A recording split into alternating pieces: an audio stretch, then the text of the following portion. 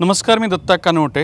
आजच्या एक्सप्लेनरमध्ये आपल्या सगळ्यांचं स्वागत आहे। छत्रपती संभाजीनगर जिल्ह्यासह संपूर्ण मराठवाड्यामध्ये पावसाने तब्बल 2 महिन्यांची उघडीप दिली होती।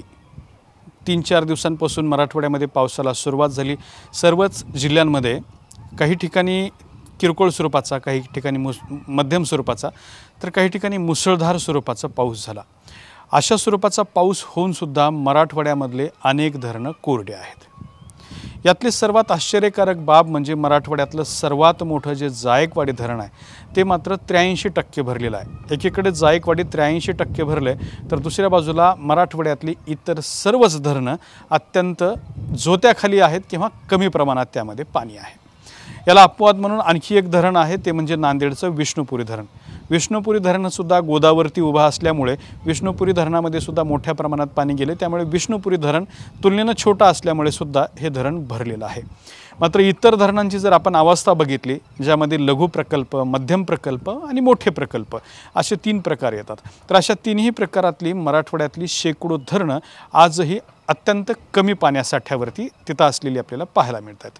यातल्या काही आकडेवारीनुसार पाणीसाठे जर बघायला झालं तर जिल्हावार आपण यातली आकडेवारी बघू शकता, ज्यामध्ये छत्रपती संभाजीनगर जिल्ह्यामध्ये जी काही महत्त्वाची 16 धरणं आहेत त्यामध्ये फक्त 19% पाणीसाठा आहे।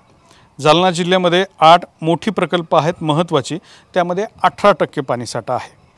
बीडमध्ये 17 मोठे प्रकल्प आहेत, त्यामध्ये बऱ्यापैकी पाणीसाठा आहे। बीड हा थोडासा डोंगराळ पट्टा असल्यामुळे पाणीसाठा त्या ठिकाणी थांबू शकतो, त्यामध्ये 54% बीड जिल्ह्यातल्या धरणांमध्ये पाणीसाठा आहे। तर लातूर हा आपण अत्यंत दुष्काळप्रवण जिल्हा समजतो, तर लातूरमधल्या 8 प्रकल्पात 17% पाणीसाठा आहे। धाराशिवला 17 प्रकल्पांमध्ये 43% पाणीसाठा आहे, तर नांदेडला 9 धरणांमध्ये साधारणपणे 42% पाणीसाठा आहे। त्यामुळे एक धरण जे आहे ते 83%च्या पुढे सरकते आणि इतर धरणांमध्ये मात्र 50%च्या खाली, 20%च्या खाली हा पाणीसाठा आहे।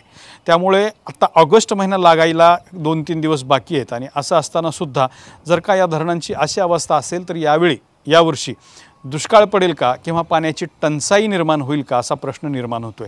कारण मराठवाड्यामध्ये कितीही पाऊस झाला तरी साधारणपणे दिवाळीनंतर पाण्याचे टँकर हे सुरू करावे लागतात आणि पाण्याच्या टँकरचा मेन सोर्स असतो की ही भरलेली धरणं।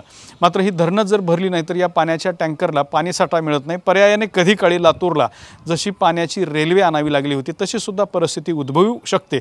त्यामुळे मराठवाड्यातली ही धरणं पूर्ण क्षमतेनं भरली पाहिजेत, जेणेकरून पाणी टंचाईच्या झळा आणि त्याचबरोबर दुष्काळाच्या झळा मराठवाड्याला कमी बसतात। आता जायकवाडी धरण 83%च्या पुढे सरकतंय, 92%वरती हे जेव्हा धरण जाईल त्यावेळेला जायकवाडी धरणामधून पाण्याचा विसर्ग केला जाईल। हा पाण्याचा विसर्ग गोदावरीमध्ये सोडला जातो आणि गोदावरीच्या माध्यमातून जी काही वाटेत असलेली छोटी छोटी बॅरिगेट असतील किंवा धरणं असतील, ही धरणं जी आहे ते भरली जातात। त्यामुळे सुद्धा काही प्रमाणात दुष्काळाची दाहकता कमी होते।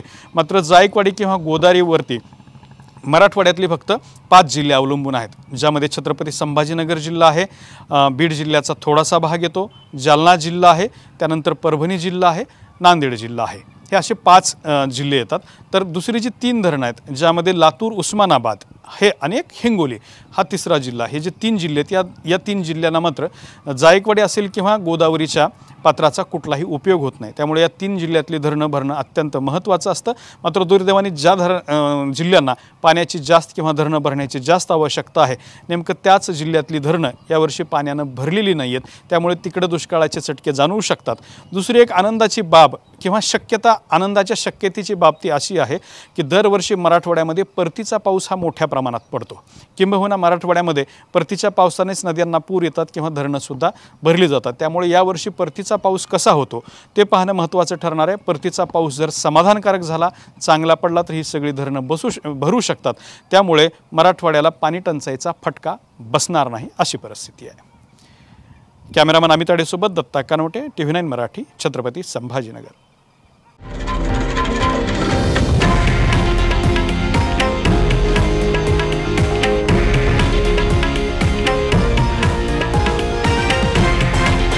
हे आहे देशातील नंबर 1 न्यूज नेटवर्क आणि आपण पाहत आहात TV9 मराठी, एकमेव।